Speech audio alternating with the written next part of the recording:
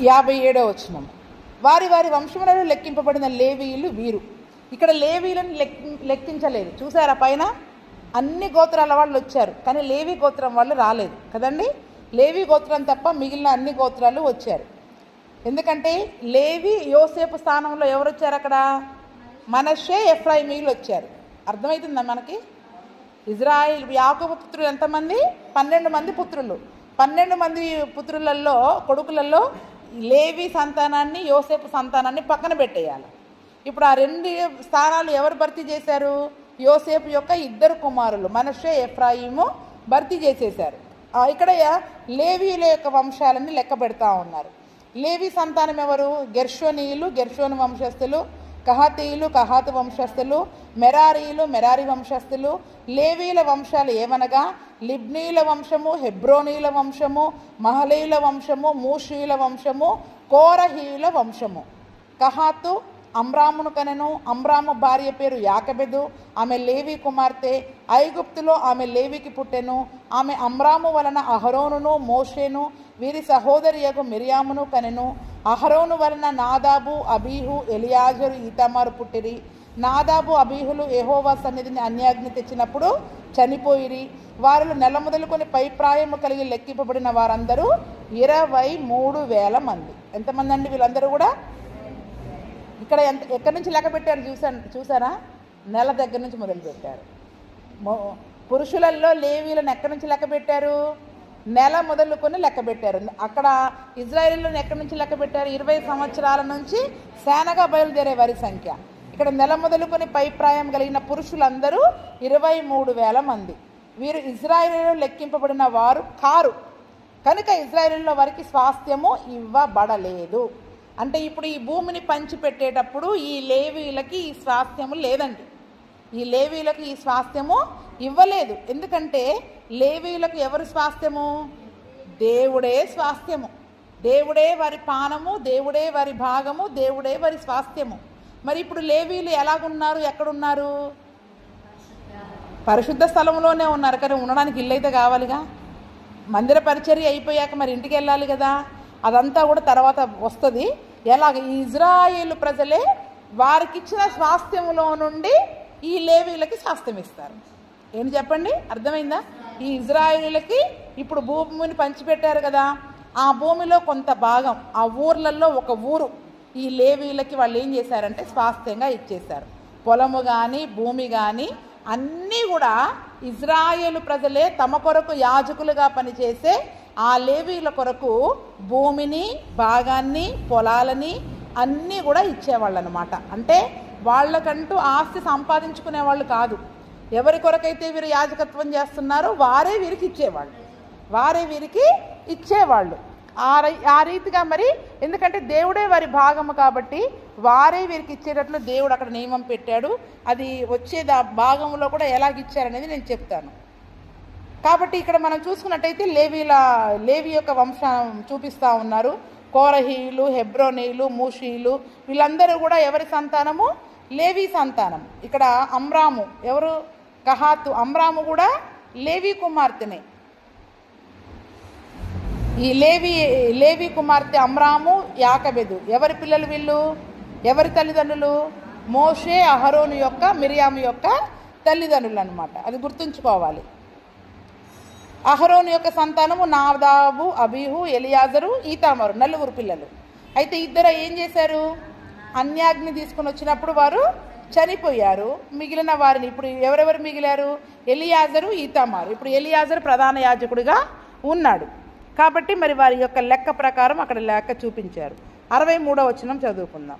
ఎరికో ప్రాంతముల యందలి యోర్దాను యొద్దనున్న మోయాబు మైదానములలో మోషేయు యాజకుడకు ఎలియాజరును ఇజ్రాయేలు జనసంఖ్య చేసినప్పుడు లెక్కింపబడిన వారు వీరు. ఎప్పుడు లెక్కించారండి? ఇది ఎరికో ప్రాంతము, యోర్దాను దగ్గర, మోయాబు మైదానము. 3 మాటలు ఉన్నాయి అక్కడ. ఎరికో ప్రాంతము అంటే దీనికి కొంచెం ముందుకెళ్తే ఎరికో వస్తుంది అనమాట. ఈ మోయాబు మైదానం దాటి కొంచెం ముందుకెళ్తే ఏమొస్తుంది? ఎరికో వస్తుంది. అంటే ఎరికోకి దగ్గరలో, యోర్దానికి దగ్గరలో ఈ మోయాబు మైదానం అనేది ఉంది. ఈ మోయాబు మైదానంలో ఉన్నప్పుడు మోషే, ఎలియాజరు చేసిన జనసంఖ్య అన్నమాట ఇదంతా కూడా. మోషే అహరోనులు సీనాయి అరణ్యంలో ఇజ్రాయేలుల సంఖ్యను చేసినప్పుడు లెక్కింపబడిన వారిలో ఒక్కడైనను వీరిలో ఉండలేదు. చూశారు అసలు ఈ మాట? అప్పుడు ఎంతమంది లెక్కించారండి? 6,03,550 మంది. అంటే ఎంతమంది చనిపోయారు ఈలోపు? 6,03,550 మంది చచ్చిపోయారు. ఒక్కడంటే ఒక్కడు లేరంట. అందరూ ఒక యెహోషువ కాలేబులు తప్ప మొదటి జనసంఖ్యలో ఉన్న ఒక్క మనిషి కూడా ఈ రెండవసారి జనసంఖ్య లెక్కించేటప్పటికి ఒక్కడు కూడా లేడు. అంటే అందరూ దేని వల్ల చనిపోయారు?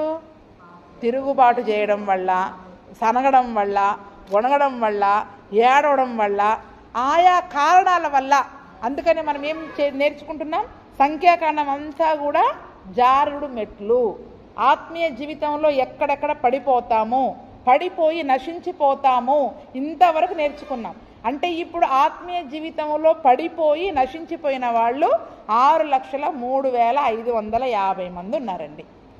ఇప్పుడు లెక్కించబడిన సంతానం ఎవరిది? వాళ్ళ పిల్లల సంతానం. వాళ్ళ అసలు ఈ లెక్కలోకి రాలే.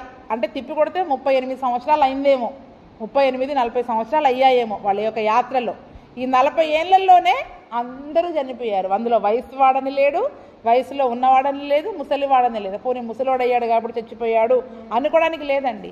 సనగడం వల్ల, దేవునికి విరోధంగా తిరుగుబాటు చేయడం వల్ల, వ్యభిచార పాపం వల్ల, ఆహారం కొరకు సనగడం వల్ల, మాంసం కొరకు సనగడం వల్ల, మేము ఎందుకు ఐగుప్తుకు మళ్ళీ వెళ్తాము అని సనగడం వల్ల, ఆయా కారణాలను బట్టి మనం స్థలాల గురించి కూడా నేర్చుకుంటూ వస్తా ఉన్నాం కదా. ఆ యొక్క కిబ్రోతు హత్తావా అని మరొక చోట అగ్నివారిలో పుట్టివారిని చంపేసింది. అలాగా నీళ్ళ కొరకు సనగడం. అంటే ఆత్మీయ యాత్రలో చూడండి, ఇవన్నీ కూడా జారుడు మెట్లు అని మనం చెప్పుకోవడానికి సులువుగా ఉంది. కానీ ఎంతమంది జారిపోయారండి? లెక్కించబడ్డ వాళ్ళల్లో లెక్కించబడ్డవాడు ఒక్కడు కూడా లేడండి. ఈరోజు రక్షణ పొందిన వారి లెక్క ఇంత అని మన సంఘంలో ఉంటే పరలోకానికి వెళ్ళే సంఖ్య ఎంత ఉంటుంది చెప్పండి? ఇప్పుడు ఒక లెక్కను చూసుకుంటే అంటే చూడండి. అందుకనే మత్తయి సువార్తలో కూడా 2 తిరగలి విసిరితే ఒకరే లేపబడతారు, ఒకరు ఉంటారు. అంటే సగమే ఉంటుందండి. ఆ సగం కూడా ఉండొచ్చు, ఉండకపోవచ్చు. అందుకనే ఆనాటి ఇజ్రాయేలు ప్రజల వల్లే మనం మంచినీళ్ళ కొరకు సనుగుతున్నామేమో, సరి అయిన భోజనం లేదని సనుగుతున్నామేమో. ఆత్మీయ యాత్రలో కొన్ని కరువులు ఉంటాయి, కొన్ని సమస్యలు ఉంటాయి. ఎందుకంటే మనం వెళ్ళేది ఇరుకైన మార్గము. ఏ మార్గము? ఇరుకైన మార్గము. బండ సందులో మనం నివసించాలి. బండ సందులో ఉండేటప్పుడు మనకి సరి అయిన సౌఖ్యం ఉండదు, సుఖం ఉండదు. అయినా ఆ సుఖ భోగాలను మనం విసర్జించి అరణ్య యాత్రలో మరి మనం ముందుకు సాగినప్పుడే నాకు ఆ సుఖం లేదు, నాకు ఈ సుఖం లేదు, సరి అయిన ఇల్లు లేదు, సరి అయిన బట్టలు లేవు, సరైన భోజనాలు లేవని దేవుని మీదనైనా ఎవరి మీదనైనా మనం సనగడం ద్వారా దేవుని పైన మనం తిరుగుబాటు చేసేవారిగా ఉంటాం. ఉన్నదానితో కలిగి సంతృప్తి ఉండాలి. వాళ్ళకి అరణ్యంలో ఏమీ లేకపోవచ్చు, కానీ ఎవ్వరూ తినని దేవదూతలు తినే మన్నాని దేవుడిచ్చాడు. వాళ్ళకి ఏమిచ్చాడండి? వాళ్ళ కాళ్ళు వాయలేదండి. కాళ్ళు వాయకుండా దేవుడిచ్చే మన్నాను తిని అన్ని సంవత్సరాలు నడిస్తే కాళ్ళు వాయకుండా ఉంటాయా? కాళ్ళు వాయకుండా, చెప్పులు అరగకుండా, వాళ్ళకి అలసట రాకుండా ఎలా యుద్ధాలు చేశారు? ఎలాగా అనేక మంది ప్రజలతో వాళ్ళు యుద్ధాలు చేసే శక్తిని ఏ భోజనం ద్వారా వాళ్ళు పొందుకున్నారు? ఆ మన్నాను తినే పొందుకున్నారు. అందుకనే నేడు మనుషుడు రొట్టె వలన మాత్రమే కాదు, దేవుని యొక్క వాక్యం వలనే, ఆ జీవాహారం మనం తినడం వల్లనే మనం బ్రతుకుతాము. అపవాదుని జయించే శక్తి మనం పొందుకుంటాము. దేని వలన? దేవుని వాక్యం వలనే. అది ఈరోజు మనం ఎంత మంచి భోజనము చేసినా మనకి శక్తి ఉండదండి. దేవుని యొక్క వాక్యమే మనకి బలాన్ని ఇస్తుంది, శక్తిని ఇస్తుంది. అదే పరలోకపు మన్నా. అందుకనే నిజంగా అసలు ఆ మాట చదివినప్పుడు నాకు చాలా బాధ అనిపించింది. చూడండి, మోషే అహరోనులు సీనాయి అరణ్యంలో అంటే నిజానికి 1వ అధ్యాయానికి 26వ అధ్యాయానికి 25 అధ్యాయాలు మధ్యలో ఉన్నాయి. 25 అధ్యాయాలే. ఈ 25 అధ్యాయాలలో ఎంతమంది చచ్చిపోయారు చెప్పండి? ఇప్పుడు 6,03,550 మంది. అక్కడ మొదటి అధ్యాయంలో ఎంతమంది లెక్కించబడ్డారు? 6,03,550 మంది. వాళ్ళందరూ చనిపోయారు. వాళ్ళ యొక్క సంతానము ఇప్పుడు లెక్కలోకి వచ్చేసింది. వారి సంతానము ఇప్పుడు లెక్కలోకి వచ్చేసింది. ఏలయనగా 65వ వచనంలో చూడండి, ఏలయనగా వారు నిశ్చయముగా అరణ్యములో చనిపోదురని యెహోవా వారిని గూర్చి సెలవిచ్చేశాడు. దేవుడు ఆల్రెడీ చెప్పాడు, మీలో ఒక్కడు కూడా కనానికి పోడు, అరణ్యములోనే మీరు చనిపోతారు అని దేవుడు చెప్పాడండి. ఎందుకంటే వారు చేసిన పాపమును బట్టి, వారు చేసిన పాపాన్ని బట్టి. అందుకనే యెఫున్నె కుమారుడైన కాలేబును, నూను కుమారుడైన యెహోషువయు తప్ప వారిలో ఒక్కడైనా కూడా మిగిలి ఉండలేదు. నిజంగా ఇక ఆ తరంలో లెక్కలో చూసుకోవాలంటే లేవి గోత్రంలో ఇక మోషే, అహరోను కూడా లేడు. అహరోను లేడు, మిరియాము లేదు. ఇక అతని కుమారులు వచ్చేసారు, అహరోను కుమారులు వచ్చేసారు. ఇక్కడ ఇక మోషే ఒక్కడే లెక్కలోకి వచ్చినట్టు, ఒక నాయకుడు కాబట్టి. అంటే కాలేబు యెహోషువలు తప్ప, యెహోషువ కాలేబులు మొదటి నుంచి ఉన్నాళ్ళు, వాళ్ళు ఇద్దరు మాత్రమే లెక్కలోకి వచ్చారు. అందుకనే వాళ్ళు ఇద్దరు తప్ప ఒక్కడైనా మిగిలి ఉండలేదు. అంటే 6,03,550 మందిలో ఇద్దరు మాత్రమే ఈ లెక్కల్లోకి వచ్చారనమాట. అందుకనే చూడండి, ఆత్మీయ యాత్రలో మనము క్రైస్తవ జీవితము ఇరుకైన మార్గంలో మరి మనం ప్రయాణం చేసేటప్పుడు దేని వైపు చూడొద్దండి, గమ్యం వైపు తప్ప దేని వైపు చూడొద్దు. శ్రమ, శోధన అనేది వస్తుంది, కానీ దేవుడు ఏ క్షణమైనా ఆ అరణ్య యాత్రలో వారిని విడిచిపెట్టాడా? యుద్ధాలు వచ్చినప్పుడు వారిని విడిచిపెట్టాడా? వారి పక్షంగా ఉండి వారికి గెలిపించాడు దేవుడు.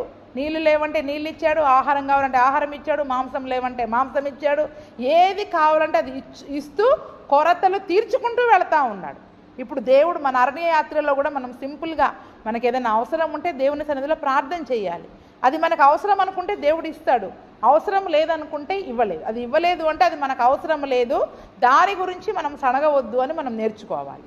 లేని దాని గురించి మరి మనము సనగవద్దు, లేని సుఖాల గురించి, సుఖభోగాల గురించి మరి మనం సనగకుండా మనము ఉన్న అంతలో తృప్తిగా జీవిస్తూ, ఎందుకంటే మనకు ఉన్న గమ్యం, మనకు ఇవ్వబడిన గమ్యము శ్రేష్టమైంది. మనం చేరవలసిన కనాను, ఆ పరలోకం అనేది ఆ శ్రేష్టమైన దేశము, ఆనందమయమైన దేశాన్ని దేవుడు మనకు వాగ్దానం చేశాడు. కాబట్టి ఆ పరుగు పందెంలో పరిగెత్తేవాడు దేని వైపు గురి పెట్టుకోవాలి? బహుమానం మీద గురి పెట్టుకుంటే అబ్బా ఎంతసేపు పరిగెత్తాలి, నా కాళ్ళు నొప్పులేస్తున్నాయి, ఆయాసం వస్తుంది, దీనిపైన ఉండదండి. ఈరోజు మన ఆత్మీయ యాత్రలో ఆ ఆయాసము గురించి సణిగుకున్న, ఈ సమస్యలను గురించి సణిగిన వారు అరణ్యంలో రాలిపోయినట్టే మనం రాలిపోతాం. వారు అరణ్యంలో రాలిపోతాం. మన గురిపైనే మన యొక్క దృష్టి ఉండాలి, ఆ గమ్యము పైనే మన గురి ఉండాలి. అందుకనే గురి యొద్దకు పరిగెత్తాలని, బహుమానం పొందుకున్నట్లుగా గురి యొద్దకే మీరు పరిగెత్తండి అని హెబ్రీలకు రాసిన పత్రికలో మరి చాలాసార్లు అక్కడ సెలవిస్తూ ఉన్నాడు. చూడండి, వీళ్ళు ఎక్కడ చాలామంది చనిపోయారో కూడా దేవుడు ఎందుకు అరణ్యంలో మీరు చనిపోతారని మాట ఇచ్చారో చదువుదాం ఆ మాట. అదే సంఖ్యాకాండము 14:23. అదే సంఖ్యాకాండం 14:23. మళ్ళొక్కసారి కొన్ని విషయాలను మనము ధ్యానం చేసుకుందాం. 14:23.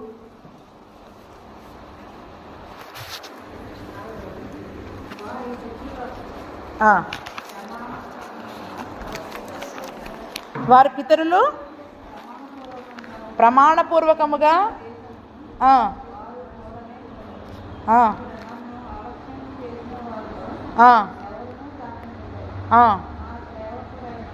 చాలు. ఇక్కడ మనం చూసినట్లయితే, కాగా వారి పితరులకు ప్రమాణపూర్వకముగా నేను ఇచ్చిన దేశమును వారు చూడనే చూడరు, నన్ను అలక్ష్యము చేసిన వారిలో ఎవరు చూడరండి? దేవుణ్ణి అలక్ష్యము చేసిన వాళ్ళు, దేవుని నిర్లక్ష్య పెట్టిన వాళ్ళు, ఈరోజు ఎంతగా దేవుని వాక్యాన్ని బోధిస్తున్నా కూడా ఆ వాక్యమును వినకుండా మనకి నచ్చినట్టు, వాళ్ళకి నచ్చినట్లు చేసుకునేవాడు ఎవడు కూడా పరలోకానికి పోడు. ఎందుకు ఆ మాట దేవుడు అంటున్నాడంటే, అక్కడ కనాను గురించిన మరి వాళ్ళు ఏమంటారు, వేగు చూసి వచ్చినప్పుడు ఆ సర్వ సమాజము ఎలుగెత్తి ఏం చేస్తారంటండి? ఏడుస్తారంట. సర్వ సమాజము ఏడుస్తారు. ఎందుకంటే అవిశ్వాసమును బట్టి ఏడుస్తున్నారు.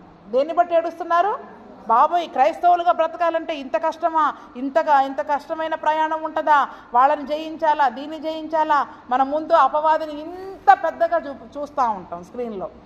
ఎంత పెద్దగా చూస్తూ ఉంటాం, మనకొచ్చే సమస్యలను కానీ అపవాదిని కానీ ఎంత పెద్దగా చూస్తామంటే, బాబో ఇంత పెద్ద సమస్యని ఇప్పుడు జయించాలా, ఇంత కష్టాన్ని జయించాలా, ఇంత రోగాన్ని జయించాలా అనే భయముతో, అవిశ్వాసముతో ఆ దినమున వాళ్ళు దేవుని పైన తిరుగుబాటు చేశారు. ఎందుకంటే అక్కడ ఉన్న ప్రజలని వాళ్ళు ఎంత చూశారు? వారు ఉన్నత దేహులుగా ఉన్నారు, వాళ్ళని మనం జయించలేము అన్న అవిశ్వాసం వాళ్ళకు వచ్చింది. ఈరోజు ఈ శ్రమను జయించలేము, ఈ శోధనని జయించలేము అన్న అవిశ్వాసం ఎప్పుడైతే మనకు వస్తుందో, ఇలాగ నేను జీవించలేను అన్న అవిశ్వాసం ఎప్పుడైతే మనకు వస్తుందో, అవిశ్వాసులు పిరికి వాళ్ళు పరలోక రాజ్యానికి వెళ్ళరు. చదువుకున్నాక ప్రకటన 21:8 చదువుతారా? మళ్ళీ ప్రకటన 21:8 మనం చదువుకున్నాం. అవిశ్వాసులు, పిరికి వాళ్ళు, త్రాగుబోతులు, వ్యభిచారులు పరలోక రాజ్యానికి వెళ్ళరు. ఇప్పుడు వీళ్ళు ఇక్కడ వ్యభిచార పాపం చేశారు. దేవుని కాకుండా వేరే దేవతలను ఆరాధన చేయడం మొదలుపెట్టారు. అన్య స్త్రీలతో వ్యభిచారం చేయడం మొదలుపెట్టారు. అంతేకాకుండా అవిశ్వాసులుగా ఉన్నారు. కాబట్టి ఈ దినమున ఆ అవిశ్వాసాన్ని బట్టి మీరు నేను ఇచ్చే కానానికి మీరు చేరరు అని దేవుడు అక్కడ ఖచ్చితంగా వాగ్దానం చేశాడు. అంటే చూడండి, లెక్కించబడిన వారిలో నిజంగా లెక్కలన్నీ రాయించింది మన కోసమేనండి. మనం ఇంతమంది ఉన్నామండి, పరలోకానికి వెళ్ళిపోతామని అనుకున్నాం. మనలో ఎంతమందిలో అవిశ్వాసం ఉంది, పిరికితనం ఉంది. మరి ఇటువంటి దేవుడు వద్దన్న దానిని చేసి వ్యభిచారులముగా దేవుని శిక్షను పొందుకుంటా ఉన్నాం. ఆయన కృపను బట్టి ఈరోజు మనం సజీవులుగా ఉంటున్నాం. ఆయన కృప లేకపోతే ఎప్పుడో నశించిపోయేవాళ్ళం. ఈ గుంపులో మనం ఉంటే మనం కూడా ఆ పరలోకానికి వెళ్ళని లెక్కలోనే, అరణ్యంలోనే నశించిపోయే గుంపులో ఉంటాం. అంటే ఈ రోజుకి బ్రతికుండి గుడికి వస్తున్నామని కాదు లెక్క. నీవు జీవించుచున్నావన్న పేరుంది కానీ నీవు మృతుడవే. మనము శరీర రీతిగా బ్రతుకున్నాం, కానీ ఆత్మీయ జీవితంలో ఎంతగా బ్రతుకున్నాం అనేది మనము జ్ఞాపకం చేసుకోవాలి. నిజంగా అందులో ఒక్కరంటే ఒకరు కూడా జీవించలేదంట. 29వ వచనం కూడా చూడండి, అదే 14:29 మీ శవములు అరణ్యంలోనే రాలును, మీ లెక్క మొత్తము చొప్పున మీలో లెక్కింపబడిన వారందరూ, అనగా 20 ఏండ్లు మొదలుకొని పై ప్రాయము కలిగి నాకు విరోధముగా సణిగిన వారందరూ రాలిపోదు. చెప్పాడా? మీరు లెక్కించబడ్డాము, మేము సేనగా పరలోకానికి వెళ్ళే గుంపులో ఉన్నాము, ఈ లెక్కలో ఉన్నామని నువ్వు అనుకుంటున్నావేమో. నీలో ఉన్న అవిశ్వాసాన్ని బట్టి, నీలో ఉన్న పిరికితనాన్ని బట్టి నువ్వు వాళ్ళని చూసి భయపడుతున్నావు, నాపైన విశ్వాసం ఉంచట్లేదు. నీకు వచ్చే శోధనలను చూసి భయపడుతున్నావు, శ్రమను చూసి భయపడుతున్నావు, జీవము గల దేవుడైన నా వైపు నీవు చూడట్లేదు. కాబట్టి ఎంతమంది లెక్కలో ఉన్నా ఆ లెక్కని దేవుడు ఏం చేసేస్తాడండి? ఆ లెక్కంతా అరణ్యంలోనే రాలిపోద్ది. మీ లెక్క చొప్పున అరణ్యంలోనే రాలిపోద్ది. దేవుడు ఇచ్చిన మాట చొప్పున 20 ఏండ్లు మొదలుకొని పై ప్రాయము కలిగి ఆ రోజు దేవునికి విరోధముగా సణిగిన వారందరూ కూడా అరణ్యములోనే రాలిపోయారు. అంటే 20 ఏండ్లు మొదలుకొని పై ప్రాయము కలిగి దేవునికి విరోధముగా సణిగిన వారి లెక్క ఇద్దరిని తీసేస్తే 6,03,550 మంది. మా లెక్క బాగా గుర్తుపెట్టుకోవాలండి. అంతమంది అరణ్యంలో రాలిపోయారంటే నిజముగా అసలు ఎంత విచారకరమైన సంగతి కదండి. ఈరోజు మన సంఘంలో ఎంతమంది ఉన్నారని మనం చూసుకోవద్దండి లెక్క. అసలు పరలోకానికి వెళ్ళే లెక్కలో మనం ఉన్నామా లేదా అని మనం చూసుకోవాలి. ఎందుకంటే ఏదో ఒక సమయంలో ఈరోజు బాగున్నాం, రేపు ఏదైనా సమస్య వచ్చినప్పుడు విశ్వాసం కలిగి ముందుకు వెళ్తున్నామా, లేకపోతే సమస్యను బట్టి సణుగుతున్నామా?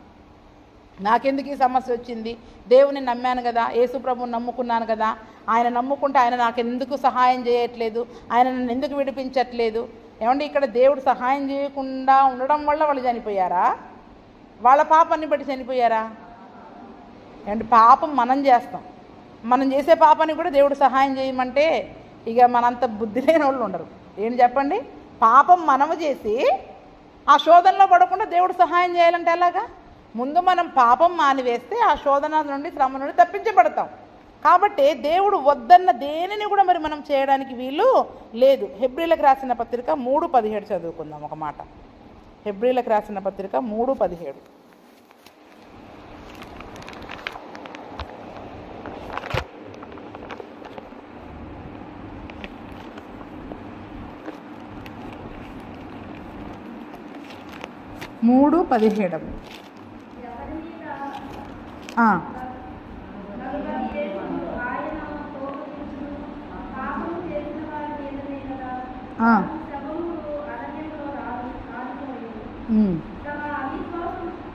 తన విశ్రాంతిలో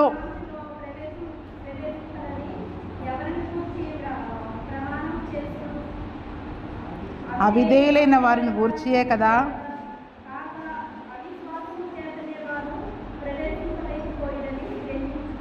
అవిధేయత, అవిశ్వాసం 2 విషయాలు ఇక్కడ దేవుడు ఏమని చెప్తున్నాడు? వాళ్ళు దేవుడు ఎందుకు 40 ఏండ్లు వారి మీద కోపగించాడంట? మొదటిది వాళ్ళు పాపం చేశారు. ఏంటి చెప్పండి? ఏం పాపము?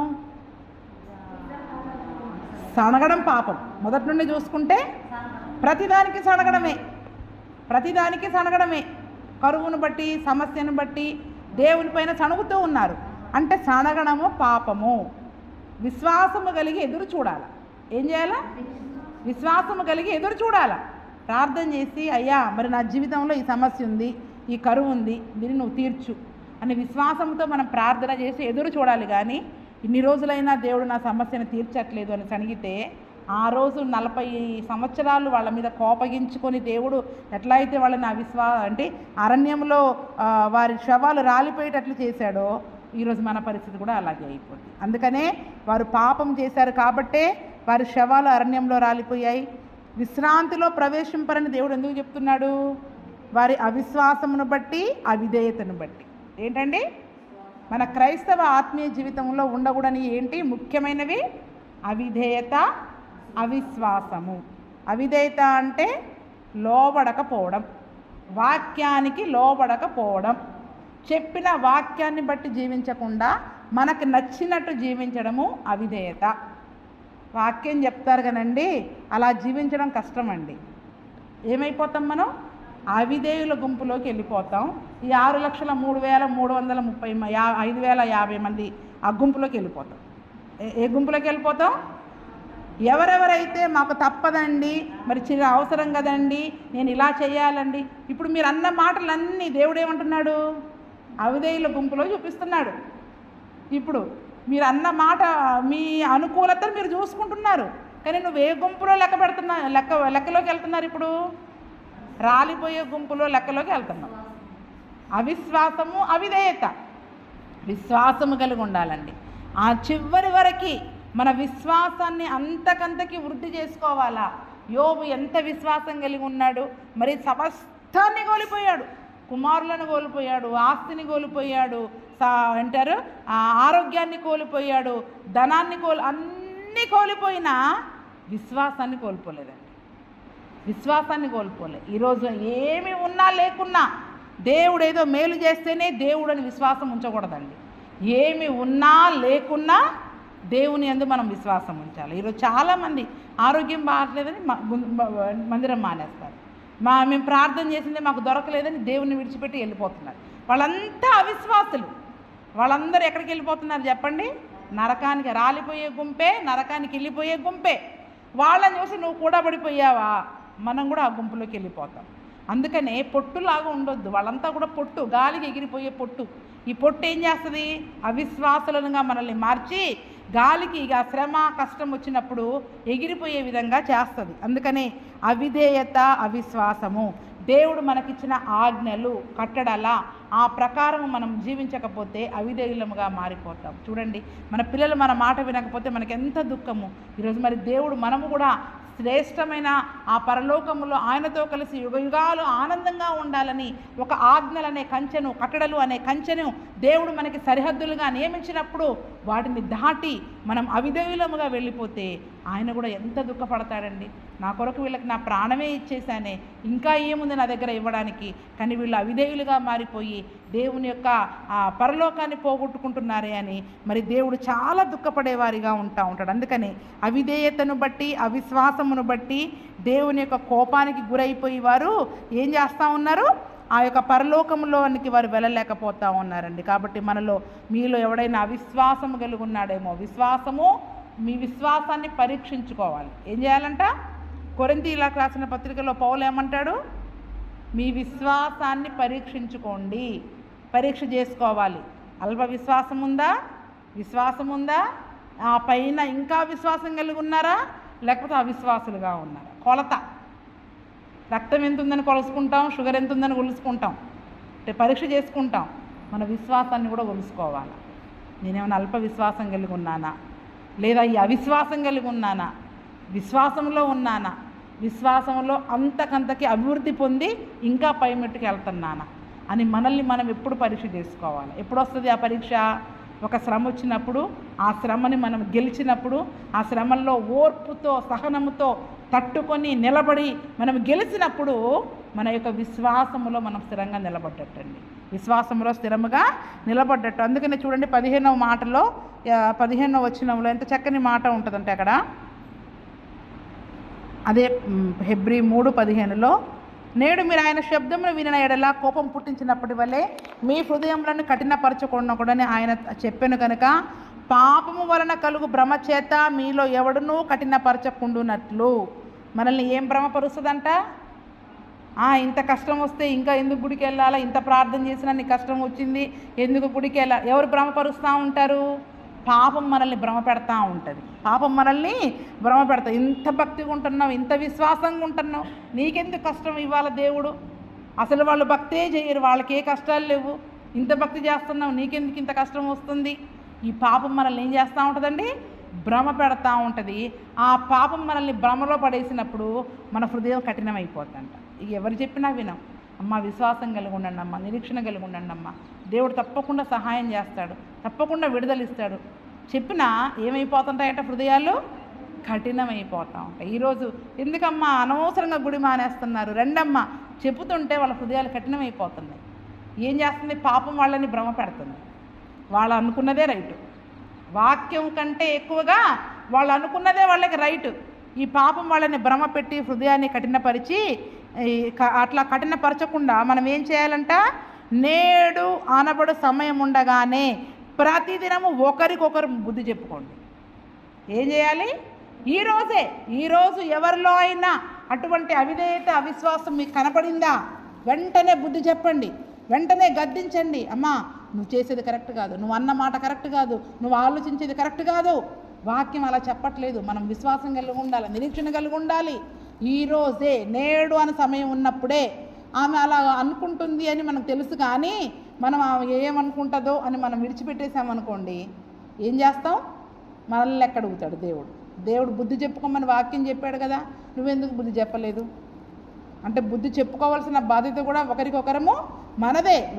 ఒకరినొకరు మరి మనము సరి చేసుకోవాలి. అందుకనే సమయం ఉండగానే నేడు అనే రేపు ఒకవేళ ఉండకపోవచ్చు, రేపు చెప్పడానికి నువ్వు ఉండకపోవచ్చు, వినడానికి ఆమె ఉండకపోవచ్చు.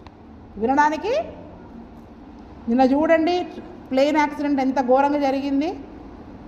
ఇలాగ బయలుదేరిందండి ఎన్నో ఆశలతో, ఎక్కడికో ఆ ఊరికి వెళ్దాం, ఈ ఊరికి వెళ్దాం, లండన్కి వెళ్దామని అంతా ప్రయాణం మొదలైంది. ఇలాగ టేక్ ఆఫ్ అయిందంట, ప్లేన్ పైకి వెళ్ళింది, ఒక 5 నిమిషాలకే ప్లేన్ కూలిపోయి అందులో ఉన్న 242 మంది సజీవంగా చచ్చిపోయారు. ఒక కుటుంబం అయితే డాక్టర్ గారంట ఇక్కడ ఇండియాలో వీళ్ళ ప్రాక్టీస్ అంతా మానేసి లండన్కి వెళ్ళి హాస్పిటల్ పెట్టుకుందామని రాబోయే 10 సంవత్సరాలకి వాళ్ళు ప్లాన్ చేసుకొని ఉన్నవన్నీ అమ్మేసుకొని సామానంతా సర్దుకొని 3 పిల్లలతో ఫ్లైట్ ఎక్కారంట. ఎంత? 5 నిమిషాలు అంటండి. ప్లేన్ పైకి ఎక్కడము కింద పడ్డము అంతా 5-10 నిమిషాల్లో. ఉన్నావా రేపటికి ఆమె వాళ్ళు లేరు చెప్దామంటే గమ్యం చేరాక చెప్దాంలే అనుకోవచ్చు మనం. ఈలోపే వాడి ప్రాణం పోవచ్చు, మనమే పోవచ్చు. అందుకనే నేడు అనే సమయం ఉండగానే ఒకరికొకరు మనం ఏం చేసుకోవాలా? బుద్ధి చెప్పుకోవాలా. ఏలయనగా మొదటి నుండి మనకున్న దృఢ విశ్వాసము అంతము మట్టుకు గట్టిగా చేపట్టిన ఎడలనే క్రీస్తులో పాలివారమై ఉందాం. ఏమంటున్నాడు చూడండి, అంతము వరకు గట్టిగా చేపట్టిన ఎడలనే. గట్టిగా పట్టుకుంటేనే, పట్టుకోలేకపోతే యేసు ప్రభువుతో మనము కలిసి ఉండలేము, క్రీస్తుతో పాలివారమై ఉండలేము.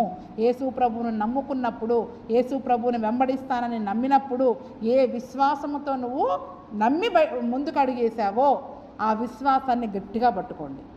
ఆ విశ్వాసం అల్ప విశ్వాసముగా మారకుండా, అవిశ్వాసముగా మారకుండా.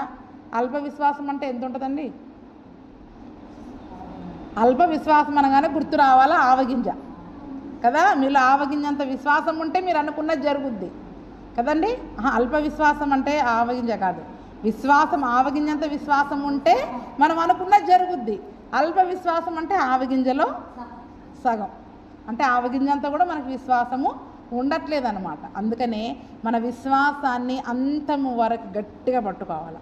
శ్రమలు వచ్చినా శోధనలు వచ్చినా విశ్వాసములో పడిపోకుండా మనం ఎప్పుడైతే స్థిరముగా నిలబడతామో యేసు ప్రభుతో యుగ యుగాలు పరలోకంలో ఉంటామండి. దేవుడికి ఎందుకు కోపం వచ్చింది? మనలో ఉన్న అవిశ్వాసాన్ని బట్టి, అవిధేయతని బట్టే దేవుడికి కోపం వచ్చి మీరు పరలోకానికి రారు అని దేవుడు ఒక తీర్పు తీర్చేశాడు. అందుకనే అవిశ్వాసులు, పిరికివాళ్ళు, వ్యభిచారులు, నరహంతకులు, త్రాగుబోతులు ఎవరు కూడా పరలోకానికి రాలేరంట. ఆ దినమున అరణ్యంలో మరి వాళ్ళందరూ కూడా వ్యభిచారులుగా ఉన్నారు, అవిశ్వాసులుగా ఉన్నారు, పిరికివారుగా ఉన్నారు, అవిధేయులుగా ఉన్నారు. ఆ కారణాలను బట్టి లెక్కించబడిన వారిలో ఒక్కడంటే ఒక్కడు కూడా మళ్ళీ రెండవ లెక్కకి 40 సంవత్సరాలు చూసుకునేసరికి ఒక్కరంటే ఒక్కరు కూడా లేదండి. నిజానికి క్రైస్తవ ప్రయాణము, ఆత్మీయ ప్రయాణము అంత సులువైంది కాదు, చాలా కష్టమైందే, భారమైందే. కానీ మనం పూర్తిగా ఆయన మీద ఆధారపడితే చాలా సులువుగా ఉంటుంది కదండి. ఎలాగుంటుంది? చాలా సులువుగా ఉంటుంది. విశ్వాసముతో మనం ప్రయాణాన్ని ఆరంభిస్తే చాలా సులువుగా ఉంటుంది. ఈ వార్తలన్నీ విన్నప్పుడు మనకి భయం వేస్తుంది ప్రయాణం చేయాలంటే కదా. బస్ ఎక్కగానే ఇది ఎక్కడ యాక్సిడెంట్ అయిద్దో, ఎక్కడ గుద్దుకుంటుందో అని టెన్షన్గా డ్రైవర్ మీద నమ్మకం లేకుండా కూర్చుంటే బండి దిగే వరకు మీకు బీపీ పెరగడమో బీపీ డౌన్ కావడమో అవుతుంది. విశ్వాసంతో హాయిగా కళ్ళు మూసుకొని పడుకున్నారనుకోండి, క్షేమంగా వెళ్ళిపోతాం. ఇప్పుడు ఎంతసేపు మన జీవన ప్రయాణంలో మనకి ఏముంటుంది చెప్పండి? ఒత్తిడికి గురవుతున్నాం. ఎక్కడ ఏమవుతుందో, ఏ సమస్య వస్తుందో. విశ్వాసముతో జీవించుదాం. అన్నీ ఆయన రాబోయే శ్రమలు, శోధనలు ఏదైనా మన ఆత్మీయ యాత్రలో, మన నావలో, మన దోణిలో ఎన్ని తుఫానులైనా, ఎన్ని ఎదురైనా యేసయ్య మన నావలో ఉన్నంత వరకు మనకేమీ కాదు. ఆయనే లేచి ఏం చేస్తాడు? తుఫానులు అణచి పెనుగాలు లాపి మన నావని గమ్యము వరకు ఆయన నడిపిస్తాడంట. అందుకనే మన విశ్వాస ఓడ యాత్ర ఎక్కడ? ఏ ఓడ అది? విశ్వాస యాత్ర. విశ్వాస ఓడ యాత్రలో ఎక్కడ అవిశ్వాసులముగా, అల్ప విశ్వాసులముగా, అవిధేయులముగా, మాట వినని వారిగా ఉండొద్దండి. కష్టమైనా పర్వాలే, మనకు నచ్చకపోయినా పర్వాలా, దేవుని మాట వినేవారిగా మనం ఉండాలి. వినని వారందరూ నరకానికి వెళ్ళిపోతారని వాక్యం చెప్పబడింది. కాబట్టి నిజముగా ఆ దినమున సీనాయి అరణ్యంలో లెక్కించబడిన వాడు ఒక్కడు కూడా మిద్యాను అరణ్యంలో, మోయాబు అరణ్యంలో లెక్కించబడేటప్పటికీ ఒక్కరంటే ఒక్కరు కూడా లేరయ్యా. నేను ఆ గుంపులో ఉండకుండా, అటువంటి అవిశ్వాసిగా, అవిధేయురాలిగా, అటువంటి వ్యభిచారిగా, అటువంటి పిరికివారిగా నేను ఉండకుండా అయ్యా నీ పరలోకానికి వెళ్ళే గుంపులో, లెక్కింపబడే గుంపులో ఉండే కృపను నాకు దయచేయి. మా విశ్వాసమును దృఢముగా అంతము వరకు గట్టిగా పట్టుకునే కృపను మాకు దయచేయమని ప్రార్థన చేసుకుందాం. అటువంటి కృప ప్రభువైన యేసుక్రీస్తు మనకందరికీ దయచేయునుగాక. ఆమేన్.